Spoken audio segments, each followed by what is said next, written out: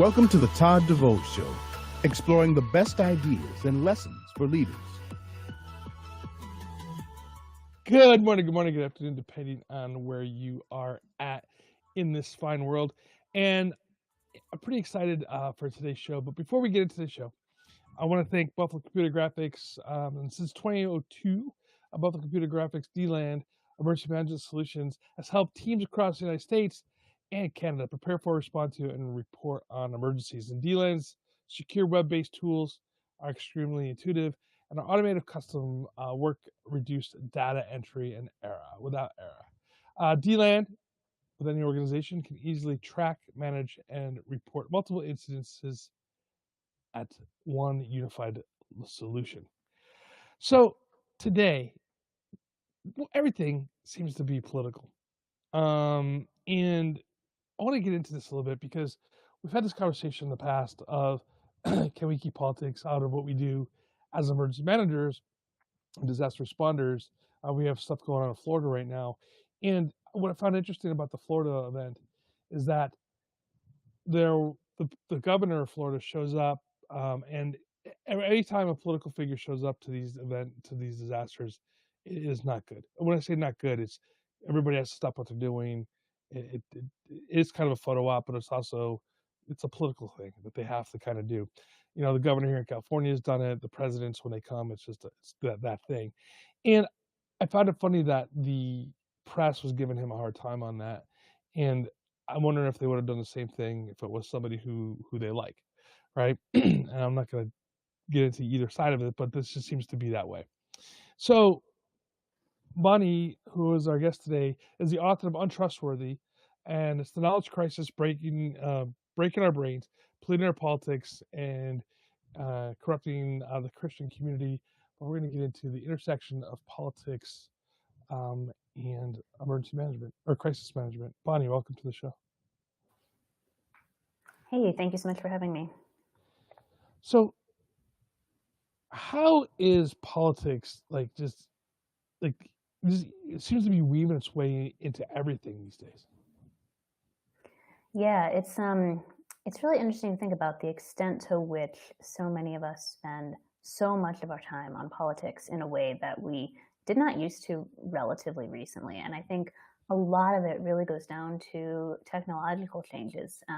Some of it you can trace back to the rise of the 24-hour news cycle in the 1990s. But, you know, the internet, of course, is a huge factor in the fact that where once you would have sort of consumed the news and thought about politics in the discrete moment of reading the newspaper or watching the evening news hour, now it's with you all the time. It's you know, in your hand when you're waiting for 5 seconds at the grocery store and you pull that phone out and take a look. It used to be the old saying, don't talk about religion or politics, you know, with your neighbors or whatever. And it's probably pretty good advice today. But it used to be, though, is that, you know, you could be in one party, your neighbor could be in another party. You might vote for different people when it came to elections, possibly. But at the end of the day, they still came over to the barbecue and you guys still hung out. Today, people hate, and it's terribly. I mean, they listen to the rhetoric. They hate each other for just not voting for the same person. Why do you think that change occurred? No, I think it's a lot of factors, but the term that they use for it is negative partisanship. And so frequently the way it works out for people now is they're not Republicans or Democrats because they so much love what the Republicans or Democrats are doing.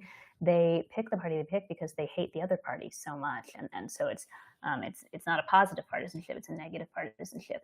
It's interesting, though, that you mention neighbors specifically, because I think something that's been super interesting over the past few years has been the rise of people putting political yard signs in their yard that are out there all the time. Not a campaign sign, something that's just like a permanent declaration of what your household's political allegiances are.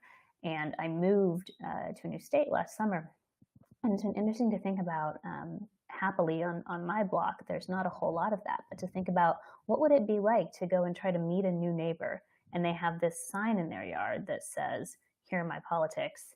They're not the same as yours. how the barrier that erects to sort of engaging in that very normal, mundane, apolitical local community life. As we talked about how politics are weaving itself into everything, I find it interesting. It's also weaving itself into crises, such as, the COVID response. It didn't have to be a political game that occurred, and it turned into that. Um, why is that? Why can't we keep politics out of things that shouldn't be political? Yeah, I mean, every time a crisis happens, you've got people coming out saying, don't politicize this, at the same time, often as they politicize whatever the thing is.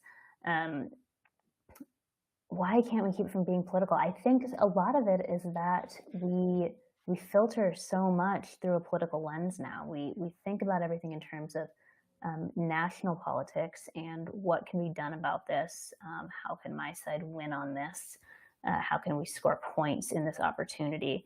It's sort of that famous Rahm Emanuel quote, never let a crisis go to waste. We've really adopted that across the board. And when he first said that, it was widely lambasted by Republicans, saying, like, look, this is just proof that they're always trying to use crises to expand, big government, the power of the state, et cetera. But I think that principle has really been widely adopted, particularly as we've come to just frame everything so much in political terms and to all become political hobbyists almost, and sort of like little self-appointed miniature pundits in a way that we didn't used to be. There's a thought experiment that I like to ask people to do, which is to imagine that it's 1995 and you want to share just as many news articles and video clips as you do right now. But of course, you don't have Facebook. And so what do? You've got to clip them out of the newspaper. You've got to go to the copy shop. You've got to use the Xerox, make your 250 or so copies to hit everyone who's currently on your Facebook friend list. You're going to maybe get a Polaroid picture to stand in for your profile picture. Maybe you want to share a video, so you've recorded that on VHS. You've got to get those copied. Then you package it all up. You go to the mail, the post office. You send it all off. This has eaten your whole day. And then you want to get up and do the same thing all over again. Like, if you mailed a single newspaper clipping to someone in the 1990s, they would be like, oh, the person's kind of a crank. Like, you didn't want to get newspaper clippings sent to you. And now we all do all that all of the time. We think that's normal behavior. I don't think it really is. Like, the difference in the time it takes does make a difference, but I don't think it makes as much difference as we think. And so once we've gotten into that habit of thinking that we all need to be thinking about politics all the time, we need to have an opinion on everything that happens, then when something like a crisis occurs, it's like we've lost the capacity to think about it differently, to sort of get out of that often very partisan framework. I'm a policy guy. My degrees are in public policy, and I'm working on my PhD in public policy, so I enjoy thinking about it, discussing it. However, I've made it a policy, no pun intended, not to discuss politics or policy decisions or discussions with people who I do not know, on Facebook or whatever, and kind of layering that on your story of doing the newspaper clippings, which it's actually pretty ridiculous of how much time that would take. Could you imagine, like, walking into a coffee shop, and just start yelling your political stance, on what you believe? And that's pretty much what you're doing. Like, if you're on Twitter or Facebook or whatever, you're walking around the public square just yelling things out at people randomly. And we wouldn't accept that, but we do on social media. I find that's kind of an interesting dynamic. I never put that in that context. Yeah, it's interesting to think about, and how, even if it's a little less weird when you're doing it online, for sure, how that seeps out into the rest of our lives and our real life interactions with people. And thinking about, for example, the yard signs thing. One reason that interests me so much is that it's a social media behavior. It's like putting a frame on your profile picture to show that you support some cause, except people are now doing it in real life. We're taking that weird online behavior and bringing it out into the real world. So maybe we will yell in coffee shops soon. I don't know. I tend to vote third party. It's more of a protest vote than anything else, I suppose, for lack of a better term. Part of it is I understand. What my goal, just to let everybody know, for voting third party a lot of times is to raise the number so third party candidates can get involved in the conversation nationally, right? Because it's really weird rules that they have established. Yeah, ballot access rules. Yeah, and so that's kind of why I vote that way. And I had a person stop talking to me that I've known for years because I was not supporting their particular candidate for president at the time. Because I told them, I said, no, I'm going to vote third party. And they're just like, oh, and I'm like, wow. So I've never, and so I've experienced that personally on that side of it. But how does that work? Thinking about this, right, and going into the context of your book, I suppose, is like, how does that work in the community when, if people stop talking to each other based on their politics, can we really have community then? Yeah, I mean, I don't think we can. And I think that there's a strong case that a lot of our sort of like political division is very much tied, and especially I think when you get into sort of weirder variants, like conspiracist movements, I think a lot of it is very tied to loneliness. The even before it's they're feeding each other, right? The political antagonism makes it harder to be in community life with other people, but also loss of community is something that is feeding the political antagonism. And so by making us lonely, by making us looking for something to do with our time, somewhere to find meaning, and politics emerges as a way to spend time and a way to feel like we're part of something meaningful. It's sort of like the Bowling Alone book, the thesis that we've lost all of these community connections that we used to have. We're not in clubs with people anymore. We don't know our neighbors. We are increasingly isolated, and that makes it harder to meet people who have different politics from you and realize that they're not that bad. And then it becomes a vicious cycle where even what community you do still have left, once you've gotten into that mindset, you may begin to start alienating them, or they might start alienating you because of these political disagreements. You brought up Bowling Alone. It's one of those, books that I read. Did I read it in undergrad or graduate school? I think I read it in grad school. And I use it to teach today too, specifically about community emergency response concepts. And one of the things that we created was this thing called Neighbor for Neighbor in the city I worked in, where we would do mini disaster preparedness expos in neighborhoods, right? We allowed the neighborhood to define what they were. And it was amazing to see that people, really, it was like, okay, I know that guy's name. I know he walks a dog every day at 7, but I don't know his name. And you really don't know who is in your neighborhood anymore. Unlike in the good, bad, or indifferent. Back in the day when everybody knew exactly everybody's business. Maybe that's not where you want to go today, but I'm just saying, at least there was community that was developed around that. And when something happened, everybody came together. And it made me think of 9/12, right? On 9/12, everybody was an American. Everybody's waving the flag, and everybody, political differences went away. And for a very short period of time in America, I think it felt like again, like 1940s America, right? When World War II type thing, where everybody sort of came together. Can we get back, or do we? I mean, I would say, can we? Do people want to get back to time when we were more a community together as a nation, that there wasn't this divide?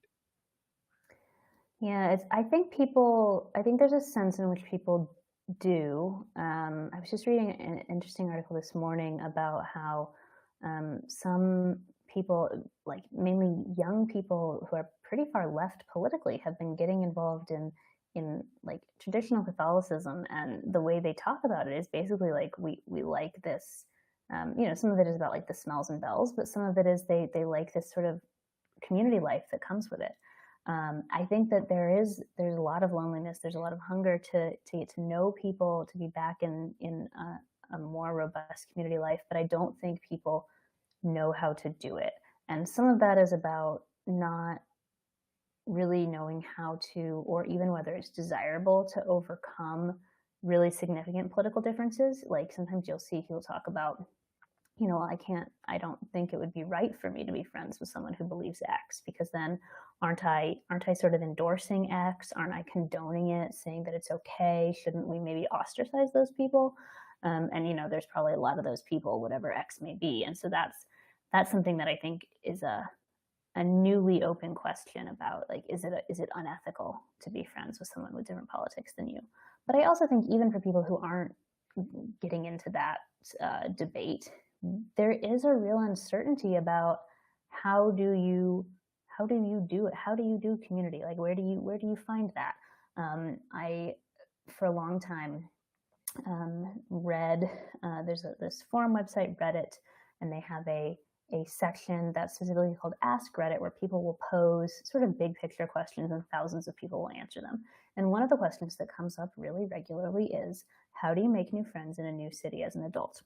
And the answers every time, the top answers are volunteer, get involved in some sort of club or group activity that makes you meet regularly, and talk to your neighbors. And they're basically trying to replicate church, right? Like it's the regular meeting, the close proximity of the neighbors, and the like higher meaning and purpose of the volunteering. They're missing, of course, like, the God stuff. And nobody wants to say church. Nobody wants to recommend church because, like, the average Redditor is a 25-year-old atheist male. But they're looking for, they very much want to have friends. They very much want to be in a community. And these are the things they come up with. And, that might work. People do make friends through clubs, but those things are significantly so voluntary now and so transient. Even who your neighbors are is really transient now. We move so much more than we used to. And so it's harder in those contexts to build the sort of durable ties that you got from older forms of community, again, especially church and other religious contexts, because what keeps you there if it gets a little bit difficult? There's nothing forcing you to stay. You can just bounce. What is community? I would say it is people with whom you spend a significant amount of time, for whom you have some sort of affection, which is not always the same as, actively liking everything about them. We think about how we are with our families. Like, often we have family members for whom we have affection, and affection often comes from, like, familiarity. It's someone, you know them really well, and you come to appreciate their weird little quirks, even sometimes while recognizing that if you met them in other contexts, you wouldn't be friends.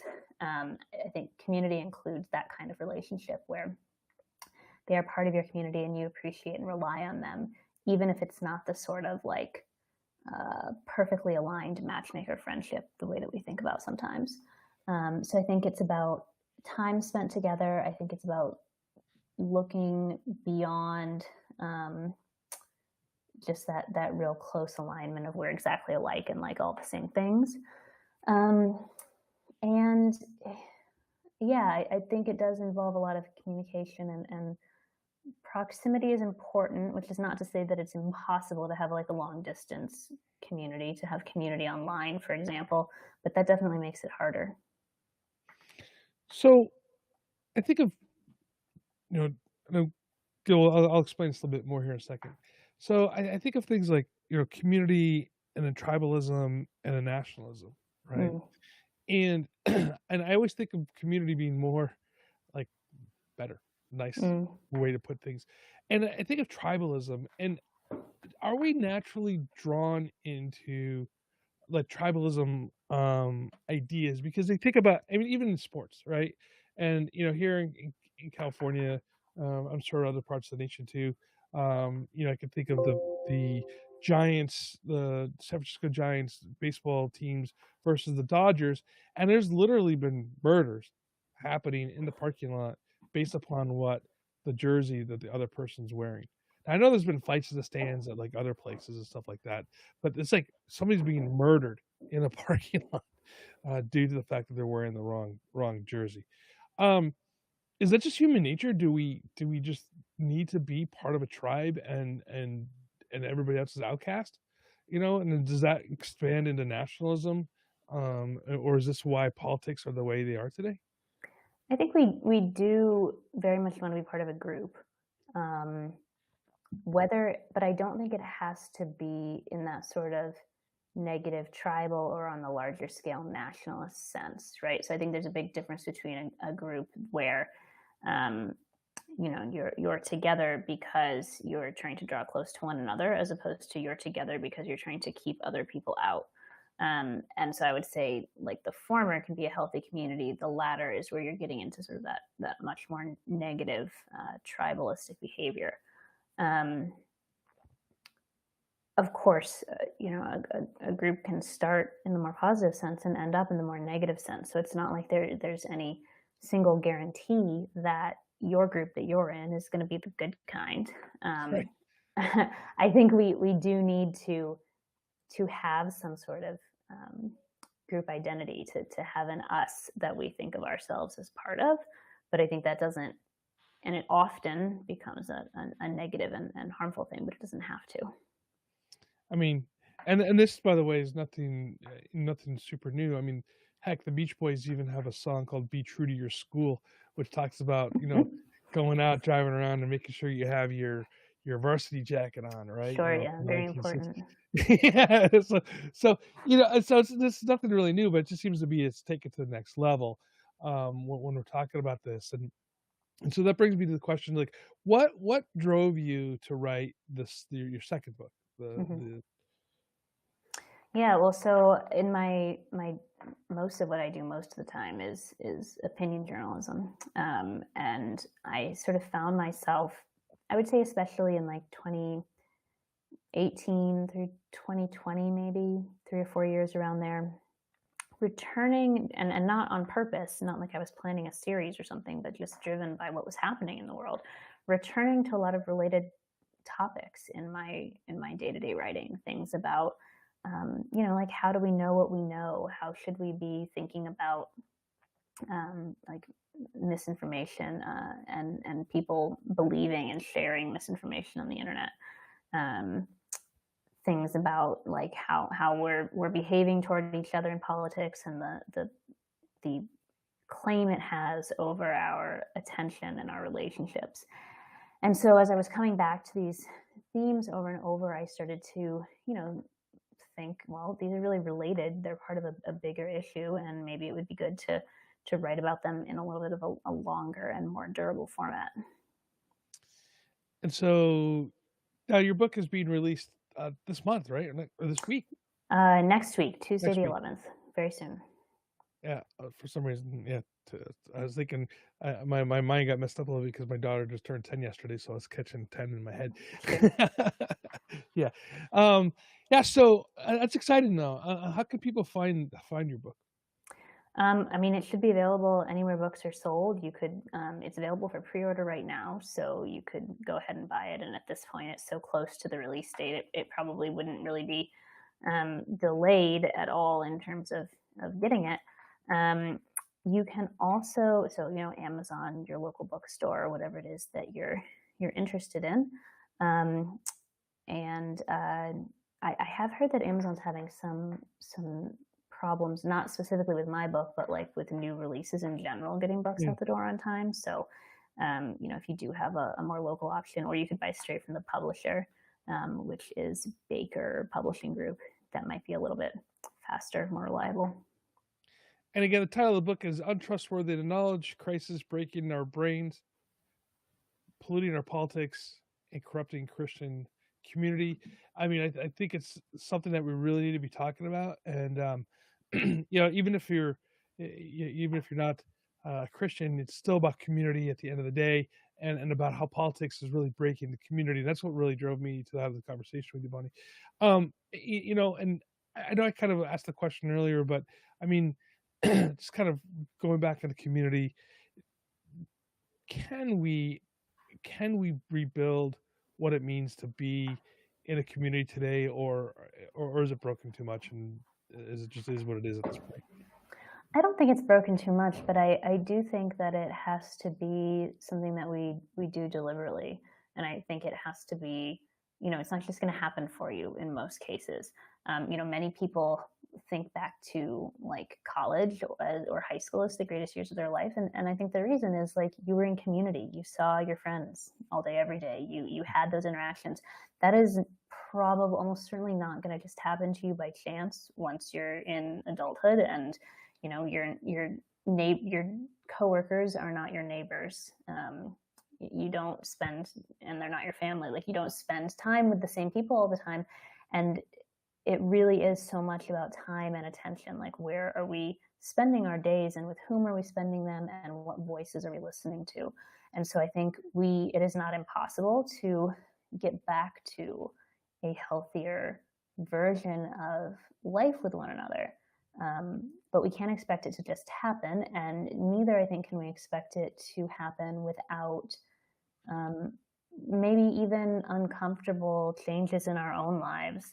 Giving up habits of time use, like how many hours do you need to spend watching TV, be that the news or something else? How many hours do you need to spend browsing Facebook or Twitter, Instagram, whatever is your social media drug of choice, when those are hours that you could be spending like having a meal with friends or going on a walk with them or doing something else? Like we have to, I think, very deliberately and regularly look at our time choices and our behavior toward one another. And I think that unless absent, I guess this is appropriate on this podcast, absent some huge disaster that really changes the way that we live and like the technology that we have, I think this is something that we will probably have to work at for the rest of our lives, because, I don't think that the subtitle is really an exaggeration. I think our brains are pretty broken. Yeah. No, I agree with you. I agree. You got me thinking when you said about, seeking community, the high schools and colleges people, and I'm a vet, and one of the things I've noticed that everybody, you talk to any veteran, well, I should say every veteran, Mm-hmm. the majority of us, and they say, what's the one thing you miss about being in the military? It wasn't the job necessarily, but it was being around people that you felt a bond with, Mm-hmm. right? The brotherhood or the sisterhood or whatever you want to call it, right? And that makes sense now when you say that is, we were there because we worked together, we lived together, we ate together, we Mm-hmm. played together. Everything was in that group that you were connected with, and that you had the bond of the uniform as well. Mm-hmm. So, and I guess that's a very strong community. And then veterans seek out that when they come back by either joining the Veteran Foreign Wars VFW, yeah. or Mm-hmm. the American Legion, or in some cases other organizations like that. So that makes a lot of sense. Mm-hmm. I know that you're doing some great work. I do appreciate everything that you're doing. And in the book, so everybody, please go out, take a look at it, buy it, or if you get it from the library, or ask your library to buy it if you don't want to purchase books. I know that's kind of a thing people are doing now, and I'm sure you can get it on electronic version if that's something the way that you want to participate. And Mm-hmm. again, the title of the book is Untrustworthy: The Knowledge Crisis Breaking Our Brains, Polluting Our Politics, and Corrupting the Christian Community. Bonnie, thank you so much for your time today. Yeah, thank you again for having me. Hey, everybody, thank you for joining us today. Now, these conversations that we're having regarding what community is, how we can perpetuate it to make it better, is really important, because as emergency managers and those of us that are in the crisis response world, realistically, we are trying to fix and help and rebuild communities after disasters. For those of you that are in Florida doing that today, please know that we're here for you in any way that we can be. I know lots of responders are on their way to Florida right now to help. I've been looking at a lot of great information that is coming out regarding all different types of organizations that are going out there to help out. It's just disastrous. It's the worst hurricane that has hit the coast down there since 1930 something, 1935, I think it is. I know we have a lot of work to do to build that back up, and we're with you all the way through this. So everybody, until next time, please stay safe, stay hydrated.